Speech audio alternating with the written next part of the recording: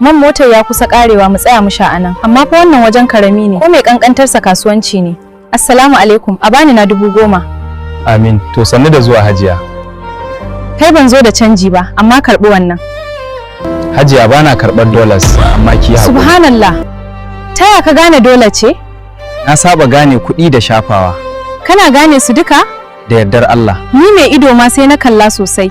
Allah yana buɗe wata ƙofa idan wata ta rufe. Kana zaune a nan kullum? Eh, nan ne wajen aikina. Ba ka gajiya? Neman halal baya gajiyar da mutum. Maganarka tana da hikima. Tun yaushe kake wannan kasuwancin? Shekaru da dama. Kai kaɗai kake gudanar da komai? Eh, haka ne da taimakon Allah.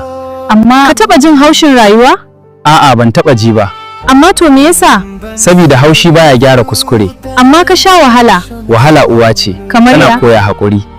Rashin ido matsala ta ce. Me kake nufi? Tausayi kuma nasu ne. Kairat, kin ga mutumin ki mu koma baya.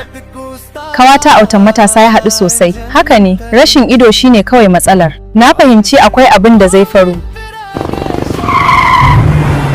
Hajiya yau ma ko me din mota ya kuma karewa ne? Ban yi mamakin jin haka daga bakinka ba. Anti ina wuni lafiya lau broda. Sanni da kokari autan matasa. Ku shigo nan sai mu kai ku gida ko?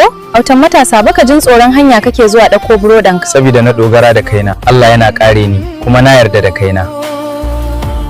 Me yasa haka? Saboda mun yi rashin iyaye a wani hadarin mota. Amma ya salam. Kairat, ku yi haƙuri fa da jirana.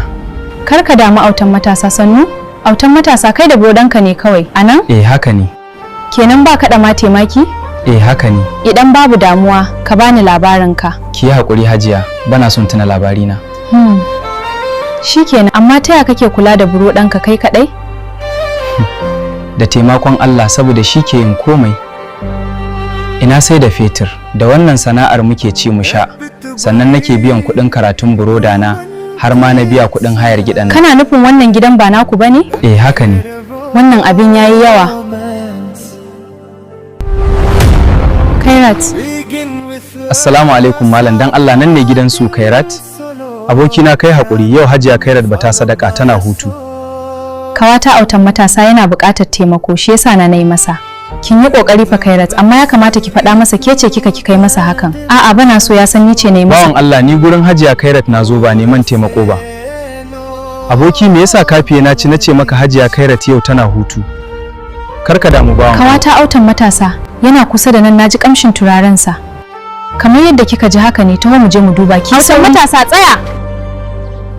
Alhamdulillah Hajiya, ashe zan ganki. Hajiya wannan fa masu neman sadaka ne. Me gadi ashe baka da hankali? Hajiya me yasa zaki haka? Sorry Hajiya. Kairat me yasa kika yi haka? Kairat